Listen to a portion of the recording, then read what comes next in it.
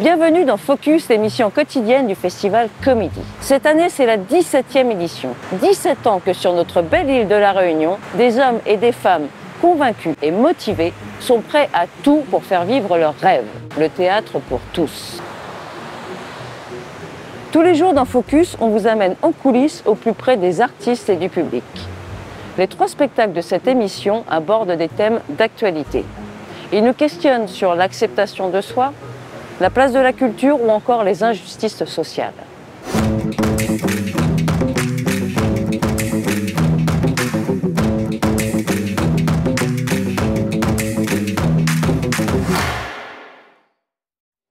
En livrez-vous est une déclaration d'amour à la lecture. Je vous rassure tout de suite, ce n'est pas une conférence soporifique, mais un spectacle poétique, acrobatique et un peu barré. Il devrait d'ailleurs être programmé dans toutes les médiathèques de l'île.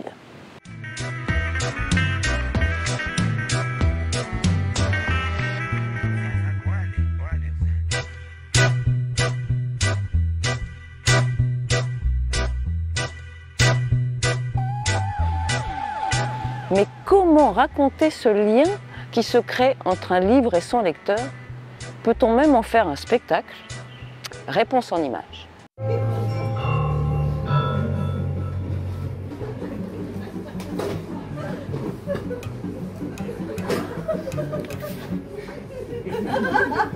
Donc toi tu viens t'asseoir sur les genoux d'une fille comme ça sans problème, t'es toujours bien reçu.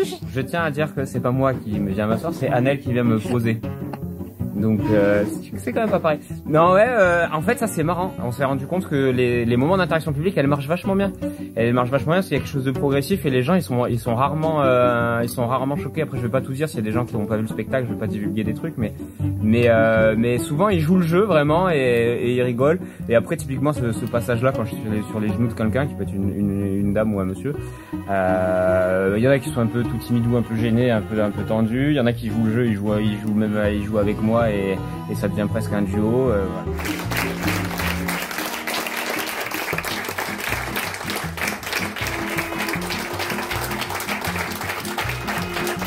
Nous on s'est bien éclaté, il y a tout qui a bien fonctionné, mais après le spectacle on le connaît par cœur, donc généralement on sait que ça fonctionne quoi. Nous on aime bien jouer avec les scolaires parce qu'en fait c'est un spectacle où généralement ça plaît à toutes les générations, mais les gamins ils se marrent et quand on les embarque avec nous, après c'est 40 minutes où on a des rires et de l'énergie à fond et franchement c'est hyper agréable quoi. Alors qu'est-ce que t'as pensé du spectacle? Bah il était chouette et rigolo. Est-ce que ça t'a donné envie de lire hein? Oui. Ou de faire du cirque plutôt? Vous vous attendez à ça? Non, pas du tout. Ah franchement, c'est un hommage au livre drôle circassien. Une petite question, combien de livres vous éclatez à la... Aujourd'hui, on a été assez bien. En fait, on avait des livres de qualité. Voilà, à la Réunion. À la Réunion, il y a des livres de qualité. Comédie nous a trouvé des super livres solides, ils étaient déjà plastifiés. Et donc aujourd'hui, on n'en a cassé aucun. Alors, est-ce que vous serez capable de faire la même chose avec un livret de comédie? Avec un livret de comédie, ouais. Alors, C'est le mien, tu le destroys pas. Hein. C'est un pro, Annelle. prenez son micro pour voir. À vous deux, à vous deux, à vous deux. À nous deux. On fait quoi, un livre? On peut inventer des trucs faciles, quoi. On accompagne le spectacle avec des ateliers où c'est les gens qui font leur propre petite routine, quoi. Et qui inventent. On va voir. Fais-moi le malin. Hop. Voilà, il n'y a rien de fragile dedans? C'est que ça? Une valise vide. Non, c'est vide, c'est juste pour faire des acrobaties. C'est pour nous. Tu veux qu'on fasse du cirque avec ça? Je sais pas. On peut essayer après. On peut essayer de faire la Corée 2. Que tu m'envoies. Laquelle Celle où on commence à jouer. Ah oui, ça là. C'est vraiment nul ce livret. Déjà quand on fait des livres, en vrai c'est un peu galère. Là on est quand même sur des...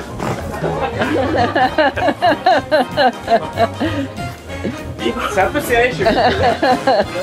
Hop, là, hop. Et là en principe... Là je fais un salto arrière. Là il fait un salto arrière. Là il fait un salto arrière. Il atterrit sur le palmier. Wow. Venez nous voir, franchement, nous on passe toujours un super bon moment avec vous parce que ouais, c'est là qu'on parle. Parce que du coup, souvent, ce qu'on constate, c'est que les gens, ils ont vraiment un grand sourire quand ils sortent du spectacle. Merci. Mesdames et messieurs, cette année, l'esprit de comédie va rayonner plus fort que jamais grâce à notre partenaire Zéop. Nous inaugurons ce soir la chaîne événement de Zéop, le canal 300, en présence d'Emmanuel André, le président directeur général de Zéop, de Philippe Guirado, président de l'association Comédie, et Jérôme Moreau, le réalisateur des émissions Focus. Voilà, et bien messieurs, le ruban. Emmanuel. Emmanuel. On y va. Comme ça. Yes. Longue vie À Comédie. à Comédie. Oui, bravo.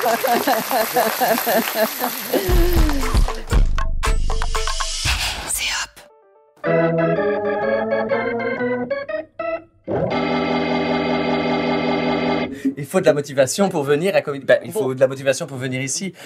Comment dire j'avais envie de voir du soleil et de profiter de découvrir cette île que je ne connais pas, que ma sœur a connue. Parce que pour dire la vérité, je devais venir à La Réunion il y a plus de 20 ans. Mais voilà, je n'avais pas d'argent, j'étais étudiant et je ne pouvais pas venir dire bonjour. Je n'ai pas plus de thunes, mais on m'a invité. Ah, et donc ça, c'est chouette. Adapter les raisins de la colère de Steinbeck en solo sur scène, il fallait oser. Xavier Simonin nous plonge dans l'Amérique des années 30, aux côtés de la famille Joad, en quête d'un avenir meilleur. Je m'appelle Joad.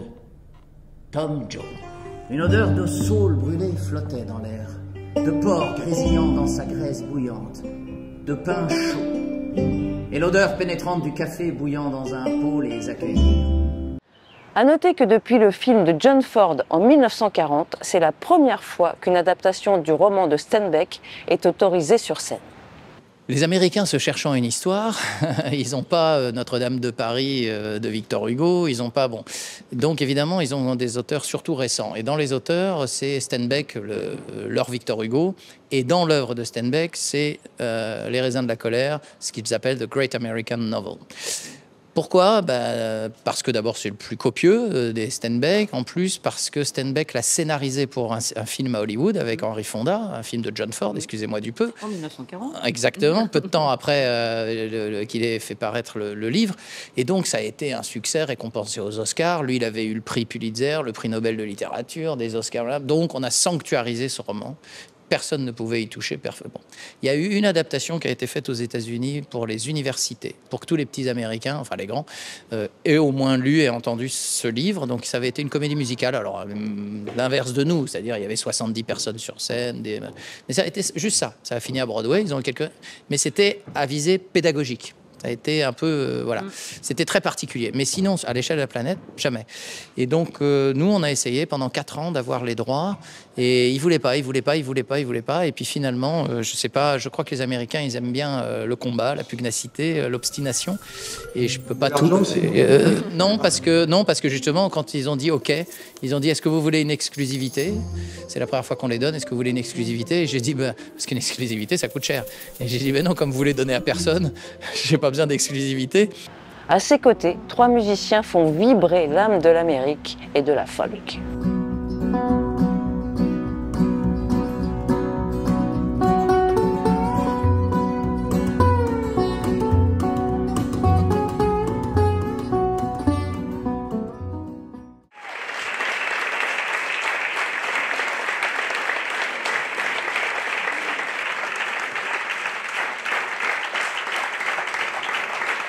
Moi, j'y crois. Au départ, quand j'ai vu un comédien pour tous les rôles, j'y croyais pas. Moi non plus. En plus, il joue très très bien. Ouais. Franchement, on est bluffé du passage d'un rôle à l'autre. Franchement, c'était fantastique. Et comment ça se passe, la préparation de ce spectacle? C'est des choix. Pour faire une adaptation d'un roman de 650 pages, on est obligé de faire des coupes, évidemment, pour garder quoi? Pour garder la trame narrative, évidemment, pour garder une forme de singularité de la langue de l'auteur, là c'est Steinbeck en l'occurrence, et puis pour garder, moi je tenais absolument aux apartés politiques que fait Steinbeck. C'est sympa, alors j'ai eu un peu de mal à me remettre dedans, mais au final c'était sympa, ouais. Les souvenirs de l'école, du lycée, quand est-ce qu'on... Au collège peut-être, le Steinbeck? Oula, je ne saurais pas me dire. Il y a des choses, on croirait que ça a été écrit hier, parce que effectivement, crise écologique, Hein, le début commence par une tempête de sable, un réchauffement climatique, on pourrait dire. La fin par un déluge de pluie. Bon, ça nous parle. Migration, bon, interne aux États-Unis, mais enfin migration quand même. C'est un thème qui quand même aujourd'hui à l'échelle planétaire résonne. Et puis crise économique, on est en plein dedans.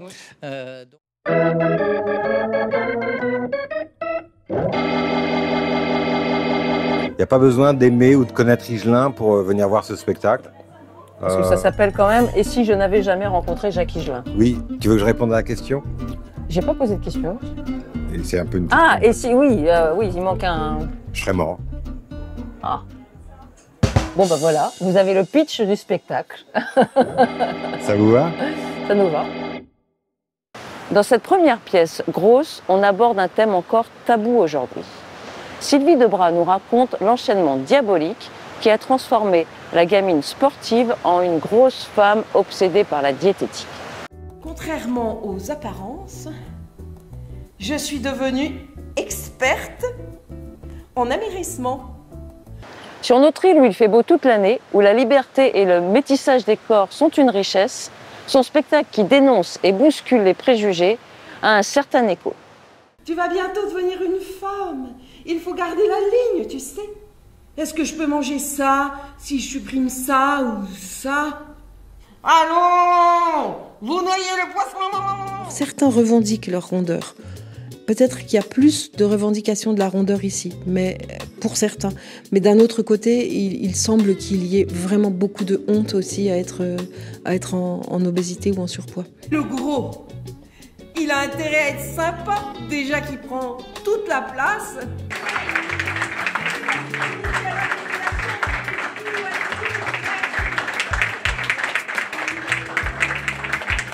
On est tous les mêmes, c'est-à-dire qu'on nous montre des images, que ce soit sur les écrans des téléphones mobiles, de tous les écrans qui existent, on nous montre des images de corps retouchés.